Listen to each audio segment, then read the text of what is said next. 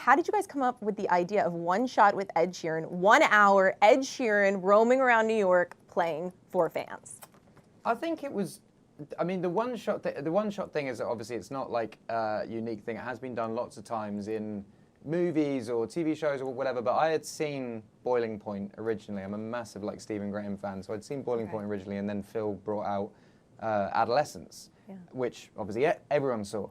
And it was at a time where Ben Winston from Full Well was saying to me, we should do a concert special, and he was pitching me ideas in like theatres or this or this or this, and I was just like, I've done it before, I want to do something different.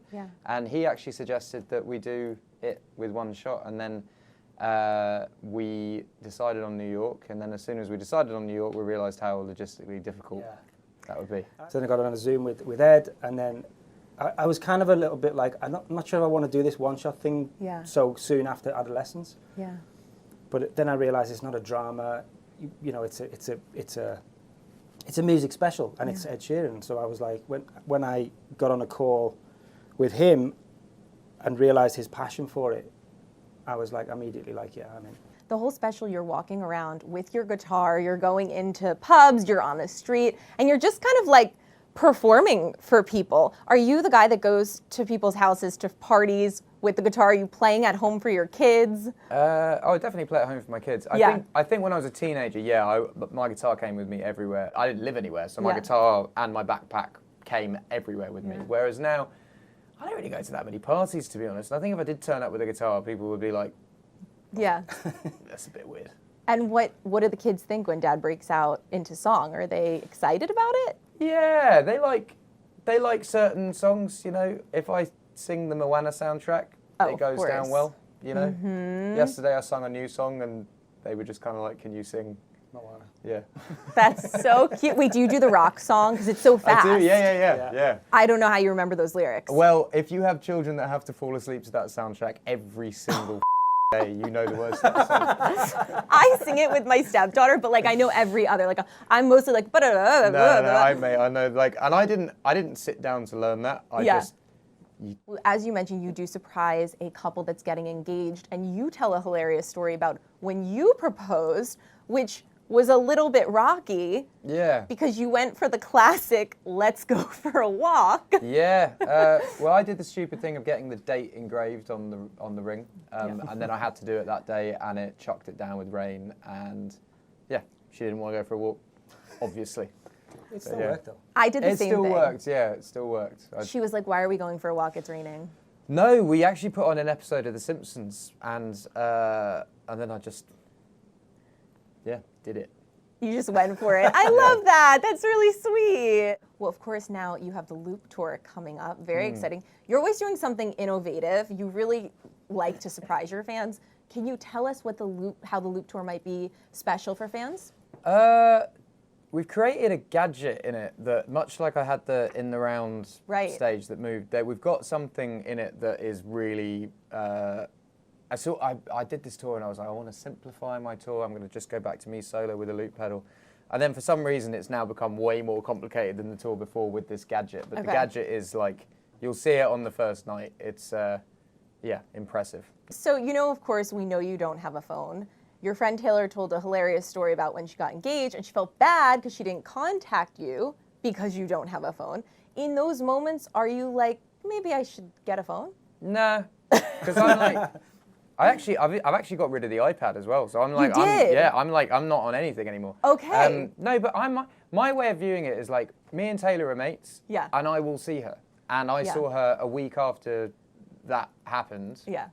So I did that interview, and then I saw her, and you talk in person. I kind of feel like being in touch with like everyone, sort of you lose actual human connection, and I like if I see Phil, I'm there and I'm talking to him and we're like catching up. And you know, when I saw Taylor, we had like a 4-hour catch up, and it's life stuff rather than like, I don't know. It's you know. Do you know what I mean?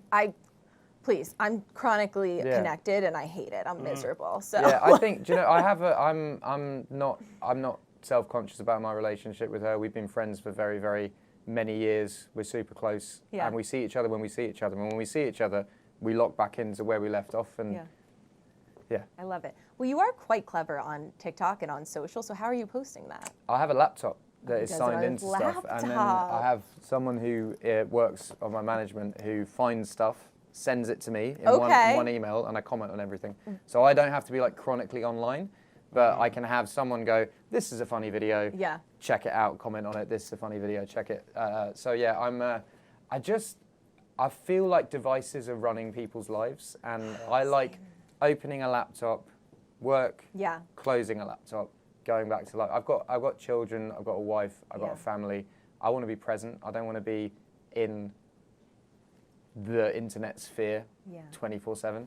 And I know that it's culturally mental, but it's how I grew up as a kid. I wasn't in touch with everyone. We're the same age. We just saw people when we saw them. This has become like a new cultural phenomenon that is like, it's viewed badly if you don't reply to someone within 30 minutes. I don't disagree. Did you do that, like when you used to call like a friend's house or a girl's house, you'd be like, hello, Mrs. Smith, is so-and-so there? Yeah. Not only that, this is showing, and I'm sure you're the same because we're all kind of the same age, but you had to like do the dial-up internet thing that would then cut your mum and dad off the phone. So you only had like a certain amount of time on MSN.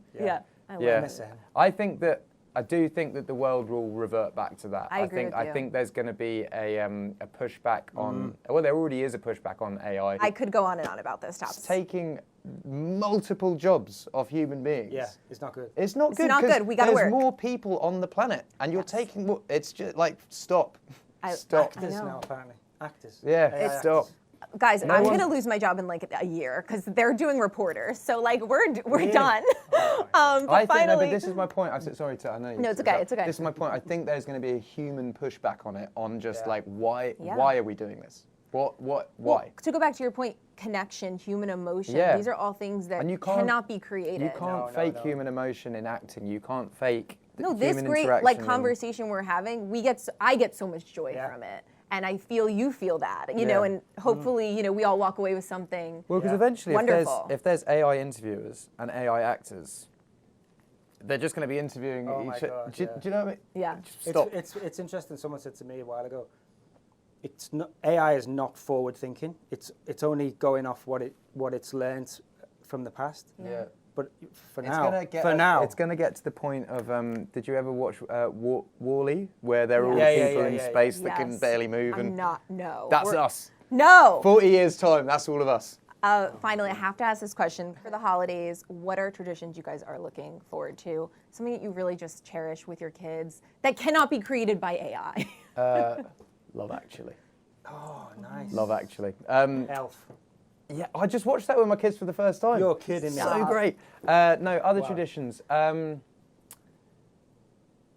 You know, my mum used to make us the advent calendar, and she's still got it, where she'd tie on these, they're called celebrations in the UK, and she'd make them for me and my brother, and she would tie them on, and each day you'd go and untie them. I always liked that. My parents also did a thing where it just kept me and my brother, so we were given a task to pick up the pins from the Christmas tree, and for like every pin we had to like write it down. At the end, you got money to buy sweets. You mean the pine? Yeah, pine. Thing? Yeah, oh, wow. Needles. Pine needles, yeah. So me and my brother were meticulously just doing one by one, but obviously it was a life hack because they were like, they're good for the next 5 hours. Yeah. I might use that. I'm getting a real tree this year. I'm going to do that.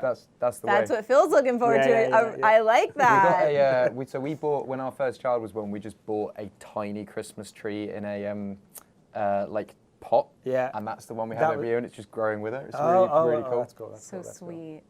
Thank you so much, gentlemen. I really appreciate this time, and I can't wait for people to see this.